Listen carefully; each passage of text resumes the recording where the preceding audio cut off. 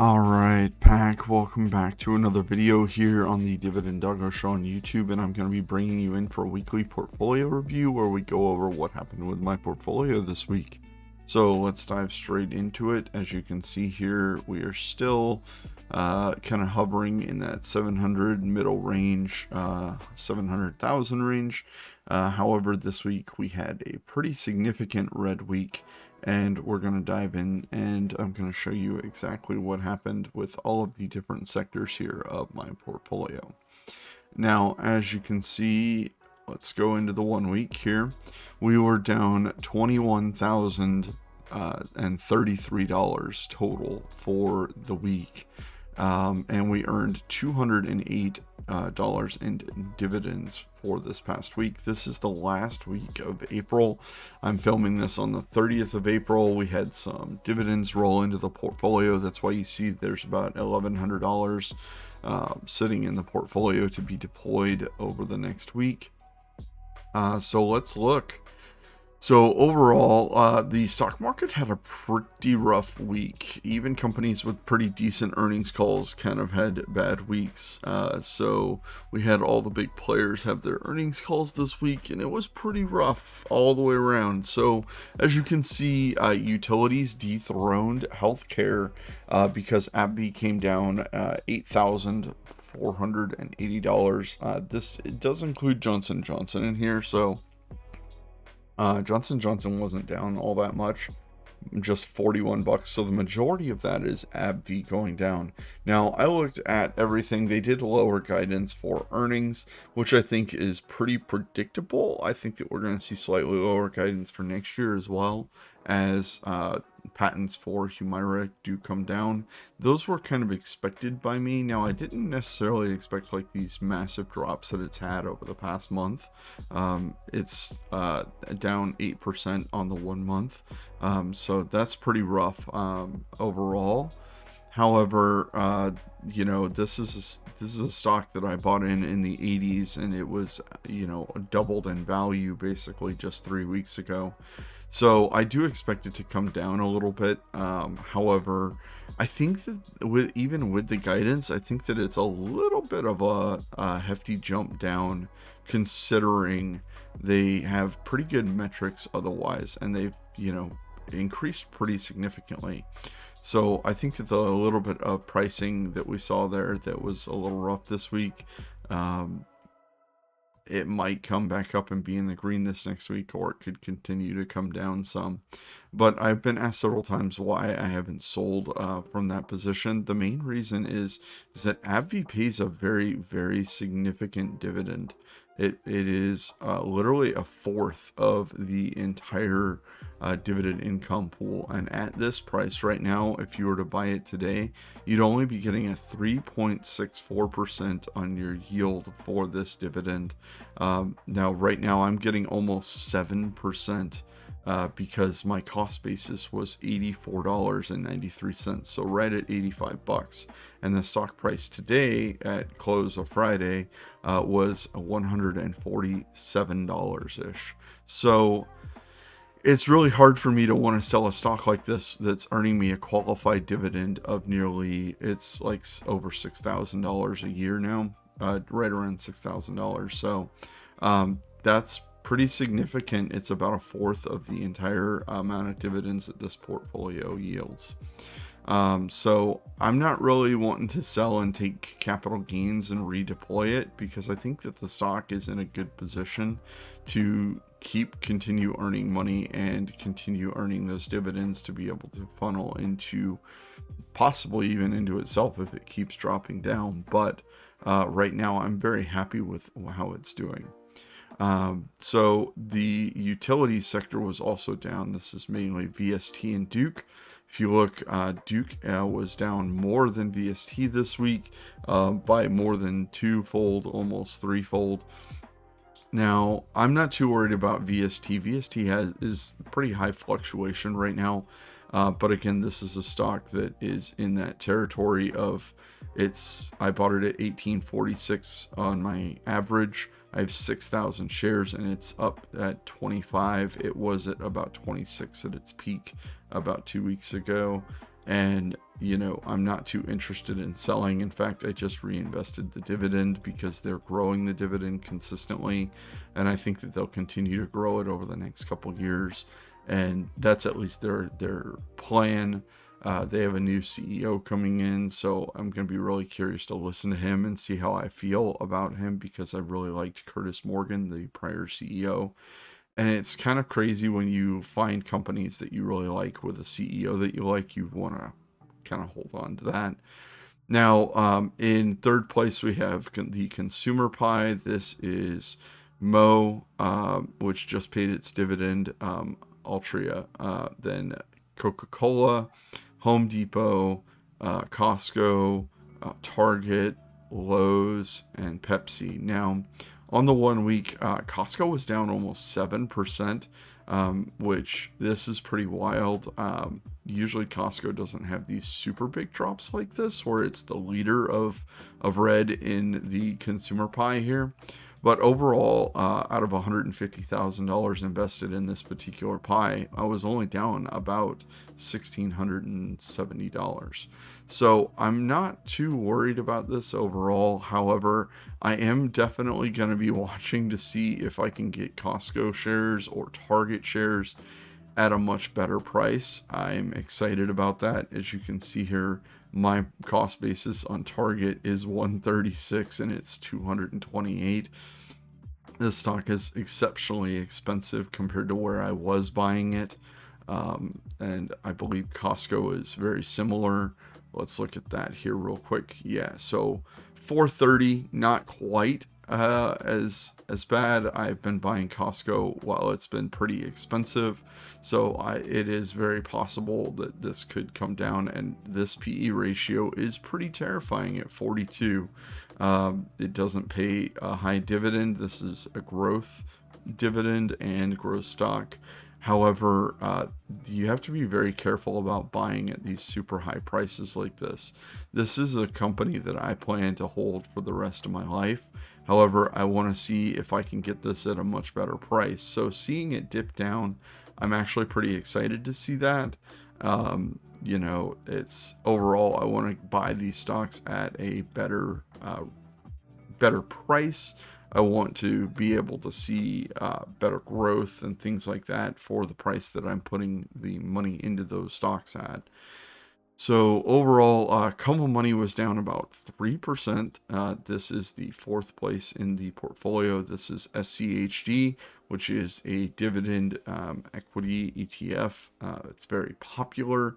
It's a very solid, consistent fund that tracks dividends and dividend paying companies that have paid for a certain number of years. And if they meet all those requirements, it adds them into that portfolio.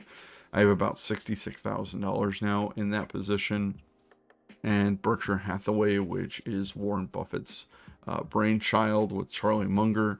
This is not a dividend paying stock. I do have several non-dividend paying stocks in the portfolio. This is a growth position that I expect to hold for quite some time. The purpose of this portfolio is to bridge the gap between early retirement and retirement age, where we can take money from 401k accounts if we need to then bridge into getting Social Security. You can do that at 59 and a half, take money from 401k. So we're hoping to have about 10 years where we can live off this portfolio. For big expenses and stuff like that, I want to have positions that I'm comfortable with selling, where it's not affecting the overall dividend income of the portfolio. So finance was the second highest hit at 4.81%. This is Ally Financial, JP Morgan, Bank of America, Bank of OZK, and Hingham Institution for Savings. Every single one of these, except for Ally, was down over 5%. You can see this is a very, very red week for the finance sector overall. So that brings us into the buy for the week. We had dividend income come in for Bank of OZK. That was $88.14. This allowed me to purchase 2.8 shares of OZK This is going to bring in right around 3% yield for the dividend income, which is absolutely fantastic for this stock. I really like this stock, especially at that yield range of about 3%. As far as all of the banks go, I believe right now JP Morgan is over the 3%. That's the highest one for the portfolio, and it is now down below my cost basis. So I'm really going to be liking this. I'm going to be looking at JP Morgan as one of the top stocks that I'm going to throw money at. The main reason is I believe in this bank. I believe in Jamie Dimon to run this company and always have a very conservative outlook, be able to raise this dividend up. It's trading obviously in an area where I like the stock. I was paying 123 was my average for this, so I'm keeping a very close eye on this and seeing where I can get this yield. If this yield goes up to about 4% on this dividend, I'm going to be trying to pile as much money into JP Morgan as I can, because that's just high quality, and I absolutely love it. I love Chase. So let's go get me some good dividend yields on these prices here. Now, tech sector was down just a little bit here. Apple had a really good earnings call, in my opinion, and the stock is down. They announced they're buying back more shares. Uh, it kind of is what it is. Microsoft had pretty decent earnings as well, and they actually ended the week up 1%, one of the few green positions in the portfolio. Google announced an absolutely staggering share buyback, pretty good earnings, and they're down, which is really interesting to me. So I'm hoping that I can get another paycheck here from YouTube. It should be somewhere in the $150 range, and I'm hoping that I can add to this position while it's going down.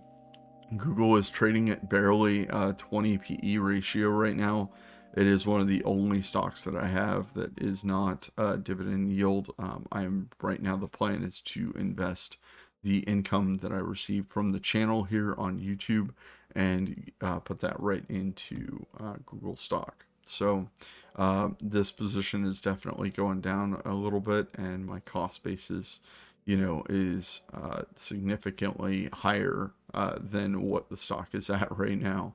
So adding to this position, that's just going to bring that down and make that look even better for the future.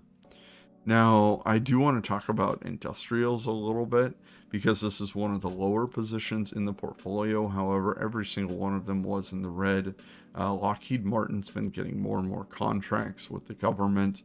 I am definitely looking to potentially get this position back up into the $10,000 current value range. It's starting to look like more of a buy here.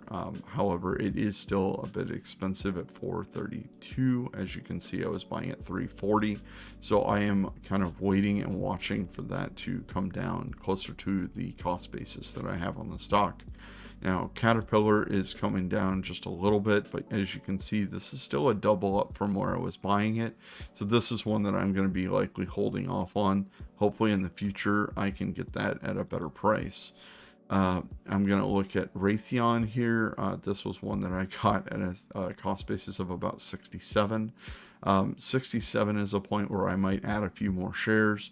However, I am not really looking at this, just the metrics on this company. I don't necessarily see it being one of those that's going to grow in a high volume amount over the next few years. I think it's going to have a relatively low growth, somewhere in the like 8 to 7% range, 7 to 8%, somewhere in there. Monthly dividend stocks, this is mainly BST. This tracks the tech side of things. They do covered calls against their tech holdings, and then they pay out monthly dividends. This is another one that I'm going to be kind of just watching to add to. This is down below my cost basis. It hasn't been like this for quite some time. The dividend yield here may not be completely accurate. The expense ratio, though, is accurate. So this is a very high expense stock because they are constantly managing this. This is one of those positions that it is under my cost basis now, and I'm going to be watching to add more to it. So this is the portfolio. This is how we looked for the week. This is closing out the month, so I'm going to be coming at you with a video here talking about the total dividends earned for the month of April. We are going into May, and the market has been very rocky. It's been a roller coaster up and down for the past couple months here, and we do look like we are on the largest downtrend that we've seen so far, in my opinion, this year. And we're going to be looking at what stocks to buy and where we want to reinvest our dividend income to try to get the most value out of that in the stocks that we want to own and hold for the long haul.